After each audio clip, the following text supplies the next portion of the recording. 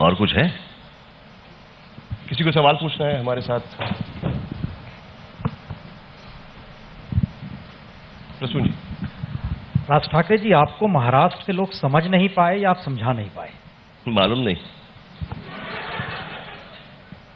वजह क्या है? मालूम नहीं। क्योंकि आपने यूरोप के तरीके से देखा, लेकिन इस देश का सच ये है, सिर्फ इस देश में 17 औद्योगिक घराने हैं, बिजनेस हाउसेस हैं, जिनके पास इस देश की 63% संपत्ति है। लड़ाई क्यों नहीं लड़ते हैं आप? उनके खिलाफ लड़ाई क्यों नहीं लड़ते हैं आप? क्या है? उन कुछ ही घराने हैं कि जिनके पास 63% संपत्ति इस देश की इकट्ठा है, उनके खिलाफ आपकी जंग क्यों नहीं होती है? जंग क्यों नहीं होती? हाँ, उनके खिलाफ आप क्यों नहीं खड़े होते हैं? क्यों? क्यों खड़े होना है?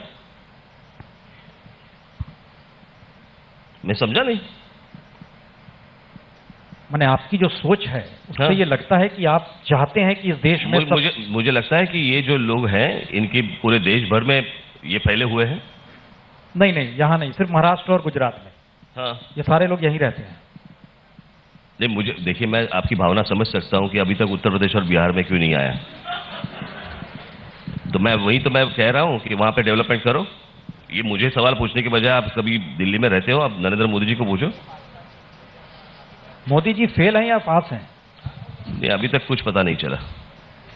सप्लीमेंट पता भी नहीं पेपर लिख रहा है कि नहीं। जी, वहां पर एक मिनट, आप माइक मिल जाएगा। आपने, खैर सब वाकिफ हैं, आपकी जो सोच है उसे एक बार फिर हमने इस मंच से सुना है। आपने बहुत सारे लोगों का नाम लिया है महाराष्ट्र से जिसने देश के लिए योगदान दिया है।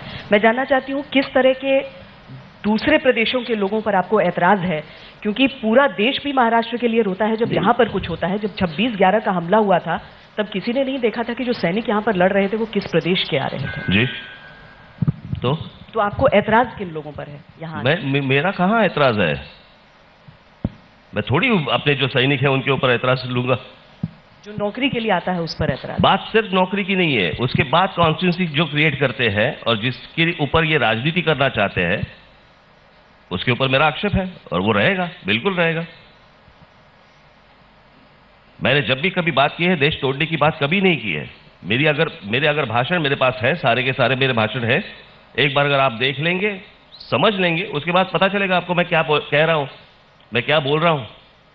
बट अलग अलग राज्यों की राजनीति होने से देश टूटेगा नहीं। देश की ताकत क्यों टूटेगा? अपनी राजनीति क्यों कर रहे हो? मुझे लगता है कि अपने अपने राज्य खड़े करो, बड़े करो, इसमें गलत क्या है? यानी किसी ने आज तक किसी प्रधानमंत्री को यह सवाल नहीं पूछा कि इतने सालों से आप प्रधानमंत्री बन रहे हो जिस उत्तर प्रदेश से, उस उत्तर प्रदेश से लोग बाहर क्यों जा रहे हैं काम करने के लिए या किसी भी चीज के लिए? लोग वो प्रदेश छोड़ के बाहर क्यों जा रहे हैं इतने सालों से? राज जी, मेरा क्वेश्चन है कि आपने जब अभी व्यंग किया कि बुलेट ट्रेन की जरूरत क्या है, गुजरात बुलेट ट्रेन की जरूरत क्या है, तो मेरा मानना है कि अगर बॉम्बे और अहमदाबाद के बीच में बुलेट ट्रेन होगी तो बहुत सारा व्यवसाय होगा। आपने बोला कि सुबह जाने का और ढोकला खाने का वो ही काम नहीं होता है, खाली सवाल पूछे। वही तो आपको ऐसा नहीं लगता कि बुलेट ट्रेन से लोगों को फायदा होगा, महाराष्ट्र के लोगों को और गुजरात के लोगों को? और अगर आप ऐसा बोलते हो, ठीक है, सवाल हो गया। आप गुजराती है क्या? नहीं, मैं महाराष्ट्रियन हूँ, यानी कि महाराष्ट्र में रहता हूँ, इसके लिए है गुजराती।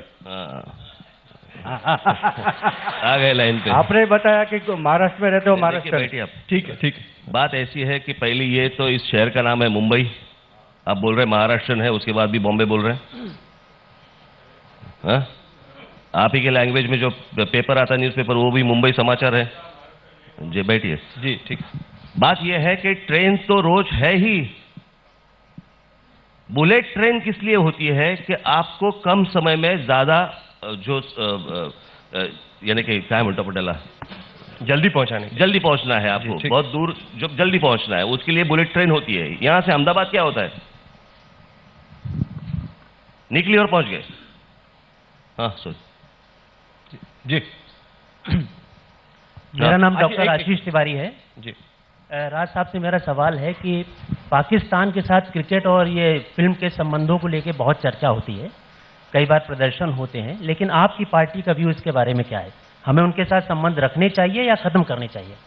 आपको याद होगा कि जब ये कलर चैनल पे जब एक प्रोग्राम आया था, उसको अपोज मैंने ही किया था, जब आशा जी उस कार्यक्रम में थी, और उसके बाद ये कलर्स के ये कमी वेल करे लाइट ना आप आगे आइए ना जरा। जी हाँ ठीक आहे हाँ, तुम्हाला काय विचारायचं मी बोलतो तुम्हाला। हाँ एक मिनट, ऐसा प्रश्न तो उनके सवाल का जवाब है कि हाँ। उनका कहना है कि पाकिस्तान के को लेकर आपकी भूमिका क्या रहेगी। आपने कहा था कि कलर्स को आपने विरोध बोलिए। किया था। जी, तो मैं ये जानना चाहता हूँ कि पाकिस्तान के साथ जो संबंध लगातार बने हुए देखिए, हैं, जब इसका तक- विरोध क्यों नहीं होता आपकी पार्टी की तरफ से अभी? अभी का मतलब क्या है? मतलब हमारे सैनिक देखिए लगातार जो क्या मारे है, जा रहे हैं। मैं हर वक्त ये बात कहते रहता हूँ, की भी है। अभी एक किसी पार्टी ने अभी बात की, इसका मतलब सिर्फ वही करता है ऐसी बात नहीं है ना। आपकी बात सुनी जाती है नहीं, देश में। उनका कहने आप का बोलेंगे मतलब तो ये है, बड़ी बात है। जब मैंने की थी तब उन्होंने कब कुछ कहा था? कुछ नहीं कहा। और ये कोई लॉन टेनिस की मैच नहीं है कि उन्होंने मारा फिर इन्होंने मारा, फिर इन्होंने मारा, फिर इन्होंने मारा। आज कुछ ये चाहिए? आज इस पाकिस्तान की तरफ जी पाकिस्तान की तरफ अपना रवैया ऐसे ही होना चाहिए जिस तरह से उनका है। मुझे समझ में नहीं आता कि हम लोग क्यों उनके लिए रेड कारपेट डाल रहे हैं। या अभी बीच में ये सुधींद्र कुलकर्णी, इनको जरूरत क्या थी? वो क्या एम्बेसडर है? वो कोई शांति दूत है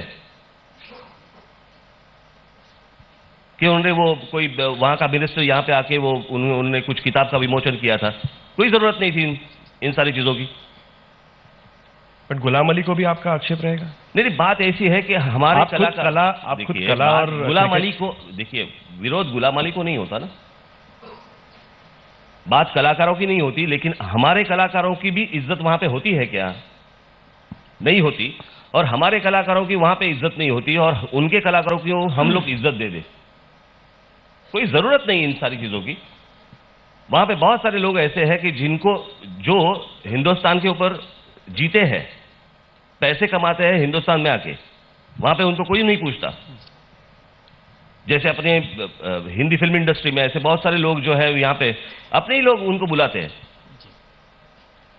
मुझे लगता है कि आप जो हम लोग चैनल देखते हैं, चैनल के ऊपर जब हम लोग वो टैलेंट इंडिया का टैलेंट वगैरह हम लोग देखते हैं, कितने लड़के हैं, कितनी लड़कियां हैं जो खूबसूरत गाते हैं, अच्छा गाना गाते हैं। इतना टैलेंट भरा हुआ है अपने देश में, हम लोग, हमें क्या जरूरत है उनकी? सवाल और इसलिए ये तब ही होगा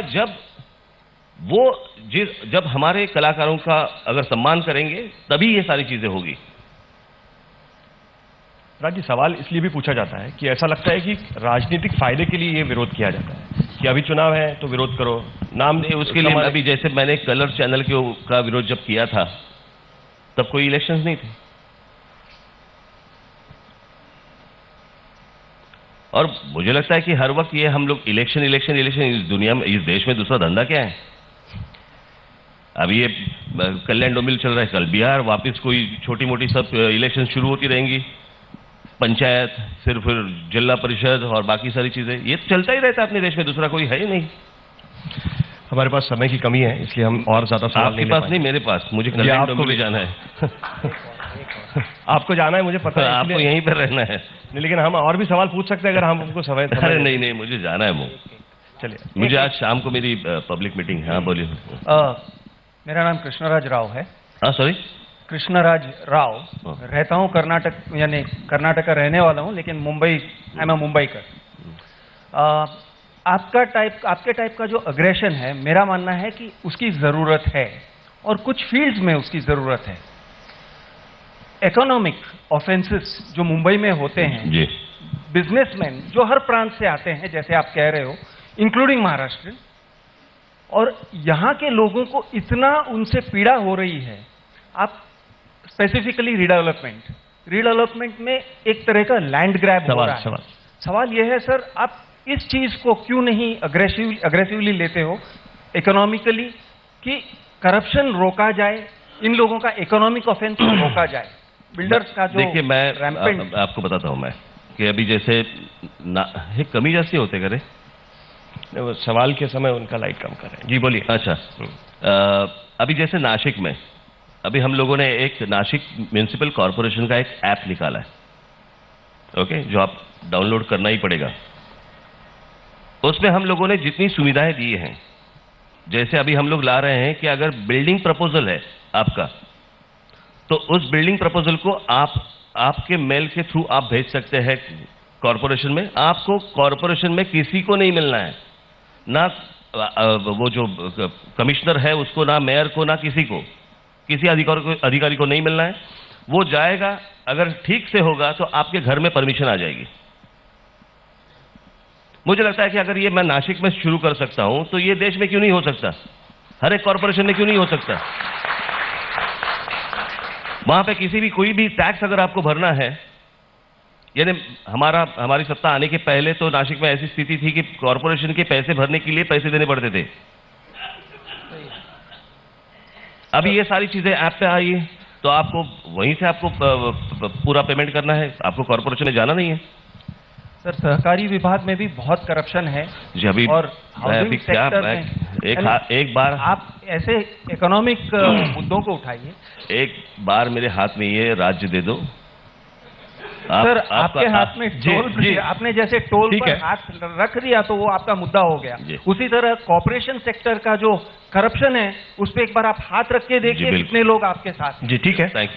तो राज ठाकरे ये कह रहे हैं कि एक बार हमारे हाथ में राज्य दे दो, और उसके लिए काफी कुछ करना पड़ेगा, उसके बिना ये राज्य आपके साथ भी नहीं सहयोग आएगा। लगेगा। चलिए राज ठाकरे, आप यहाँ पर आए, आपने हमसे बात की, बहुत बहुत शुक्रिया। उम्मीद है कि अगली बार भी आएंगे और कुछ और चीजों पर आपकी बातें रखेंगे। Thank you.